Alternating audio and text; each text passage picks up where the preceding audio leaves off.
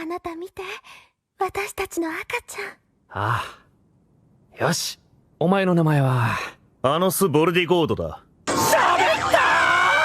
With all things considered, I think it's safe to say that the summer anime season came back with a vengeance. From action-packed series, romantic ventures, heart-wrenching dramas, and light-hearted comedies, this season has it all for you. I'm not even going to talk about the sequels. We all know that this season is rife with sequels of popular shows, but for an extra challenge, I won't be talking about them here. After all, my point is to show that the season is such a strong one in its own right. So strap your seatbelts on and get ready to be amazed by the various offerings that the anime industry has given us this season.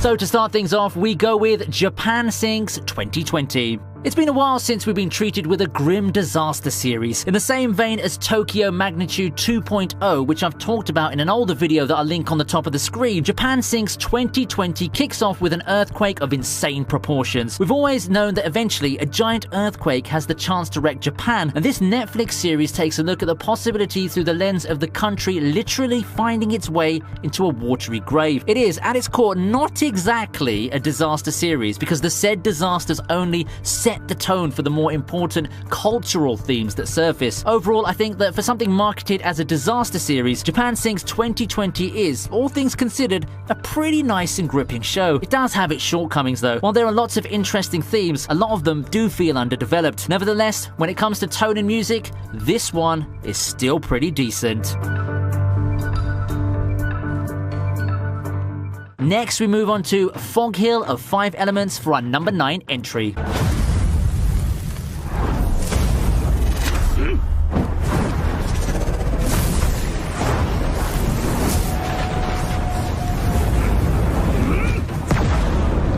Non-Japanese anime have been slowly making some headway now, and one of those that's currently airing is Fog Hill of 5 Elements. Fog Hill of 5 Elements, while having just a decent, interesting premise, truly shines in its jaw-dropping animation, unique art style, and overall flair. It looks unique and stands out from what we've been used to seeing, which helps feed into the overall enjoyment in watching the show. I feel that it does need a lot more love than what it's getting right now, but its current status is understandable given the lack of a proper translation and promotion in mainstream avenues. Don't sleep on this show though. It's got some really amazing fights, which got featured in a previous video by the way, that are sure to give a lot of Japanese anime a run for their money.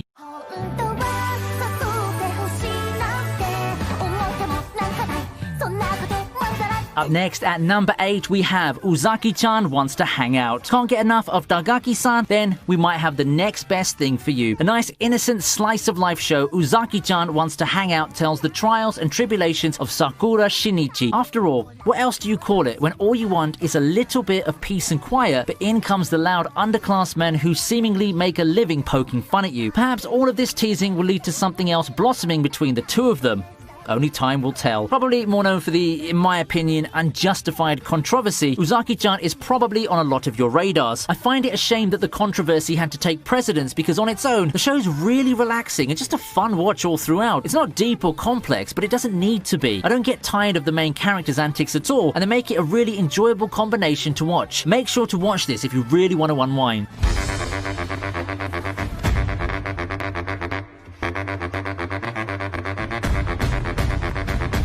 Making its triumphant return now with a full, uninterrupted run is Appare Ranman. Its premise is simple, yet adventurous. No pun intended there. On one hand, you have the socially awkward Appare with the goal to travel across the world through his numerous machines and inventions. Through some twists of fate, he finds himself stranded in America with his trusty partner, the samurai Kosame. Left with no money or plans, the two take part in a race across the continent, promising Appare the chance to showcase his inventions and Kosame the resources to get back home. Thus, the partnership between two unlikely allies is born. The show, which is basically Steel Ball Run in 2020, gives us a lot of things to like. Its colourful and bizarre world are things that showcase the creativity of anime in general. I also find the interaction between the many characters quite entertaining to watch. It's definitely a show that you could enjoy. よく聞け、愛しき子孫どもよ。お前たちの始祖は帰ってきた。俺こそが暴虐の魔王、アノス・ボルディゴードだ。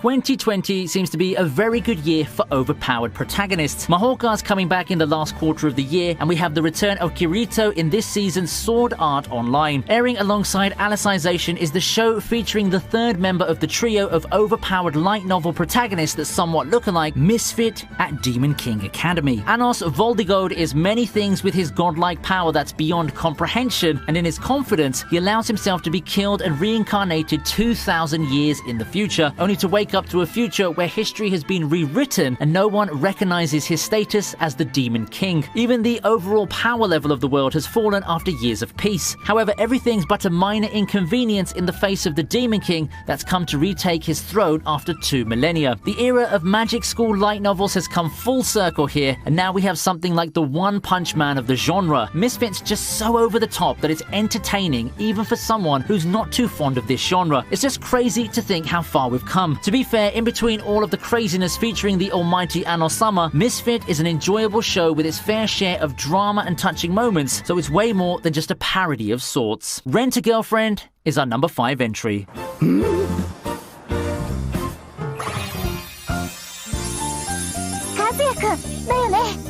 After getting dumped by his girlfriend, Kazuya attempts to make up and fill the void in his heart by taking advantage of the Japan classic, the rental girlfriend. Getting the right one to pretend to be your girlfriend's easy, and the pretty and caring Chizuru seems to be the perfect choice for him. However, things don't go as planned, and with the two having quite a rough going on their date, it seems to be a partnership destined to doom. Things get even more muddled when Kazuya hears of his grandmother's collapse and gets forced to bring Chizuru along with him. Not wanting to break the heart of his grandmother, who becomes overjoyed at Kazuya finally finding a serious girlfriend, Kazuya and Chizuru get forced into a fake relationship. To be fair, compared to the usual rom-coms, the premise of this anime does have a different execution, and I think that Rent-A-Girlfriend's rightfully one of the most trending shows this season, even beating out the sequels to popular shows at this time. The main character does get his fair share of criticism, but the hijinks and the comedy keep me coming back on this one. Probably check the first few episodes of this and see if it's to your liking. 大好きだよ、太郎。 A Whisker Away's been through a lot.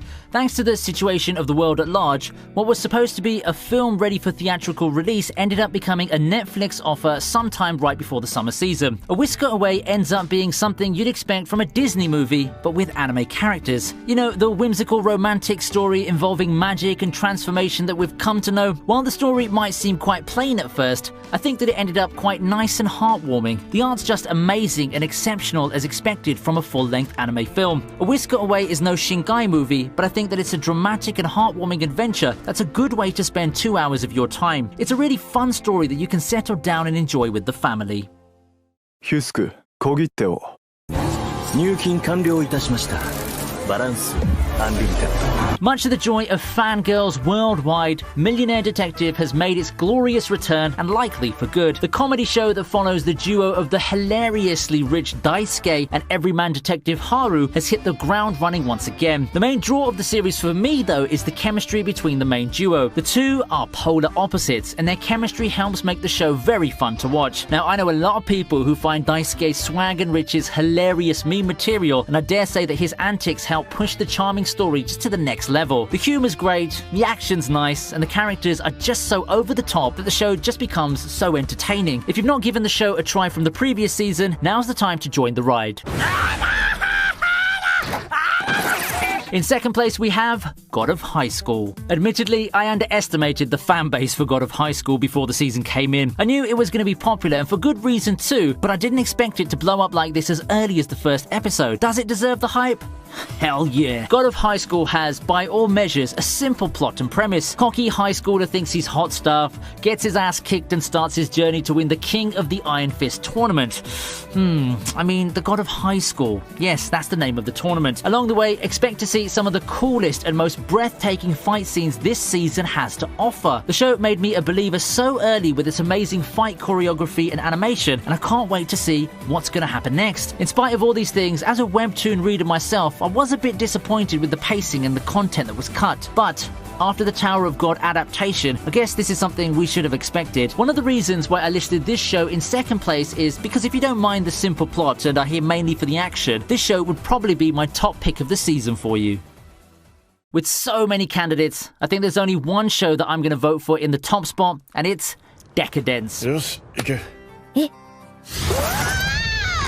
え Entering the season, I wasn't completely sure on what to make of Decadence. It seemed to have this dystopian steampunk flair going on for it, and I think that a couple of people penciled it in as basically another Attack on Titan when the first episode hit. But boy, did the show prove everyone wrong. I think that what Decadence does well is to subvert the expectations. When you have a world where monsters have wiped out most of the people, you immediately get those Attack on Titan vibes, but the anime has done a good job of throwing the twists early. The show, which is made by Studio Nut, also looks very stylish, very Trigger-like, and has a lot of action-packed scenes that you've come to know this studio for. From the second episode onwards, you can see that the show's no longer the generic monster versus humans post-apocalyptic show everyone made it out to be. Don't sleep on Decadence, I'm telling you. I think it's underrated for the amount of creativity and passion that you can see in this thing. See? Challenge mode of not talking about the numerous sequels turned up pretty high, didn't it? Don't you think so? Among the shows listed here, what are your favorites? Make sure to tell me in the comment section below and I'll gladly have a chat with you about them. Looks like the season turned out a lot better than we expected in March now, don't you think? Now, I wonder which of these shows will rise further and become anime of the season for the community. Only time will tell, I guess. Now, if you haven't already, make sure to hit that sweet like and subscribe button, and I'll be waiting for you on the next video. See ya!